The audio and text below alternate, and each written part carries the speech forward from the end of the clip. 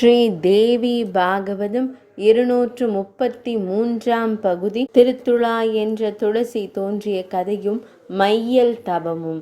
நாரத முனிவரே, தர்மத்வஜ மன்னனும் அவனது மனைவியான மாதவியும் காம இச்சை கொண்டு 100 தேவ ஆண்டுகள் காமத்தில் திருப்தி இல்லாமல் வாழ்ந்தனர். அதன் பின் அரசர் பிரிந்து சென்று விட்டார். மாதவி திருப்தி அடையாமல் 100 ஆண்டுகள் கர்ப்பமாக இருந்து லக்ஷ்மி தேவியின் அம்சமான ஒரு பெண்ணை பெற்றாள். அவளுக்கு துளசி என பெயரிட்டனர்.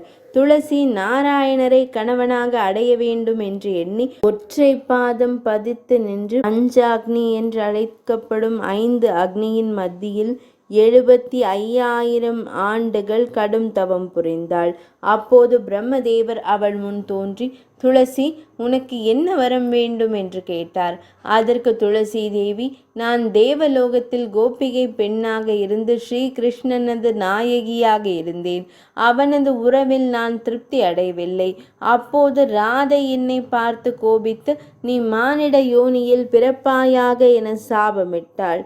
கிருஷ்ண பகவான் என்னை பார்த்து, நீ பூலோகத்தில் என் அம்சமும் 4 கண்களை உடையவனுமான ஒருவனுக்கு மனைவியாவாய் என்று அருளினார். ஆகையால் பரமாத்மாவை கணவராக அடையும் பாக்கியத்தை அருள வேண்டும் என்று வேண்டினாள் துளசி தேவி.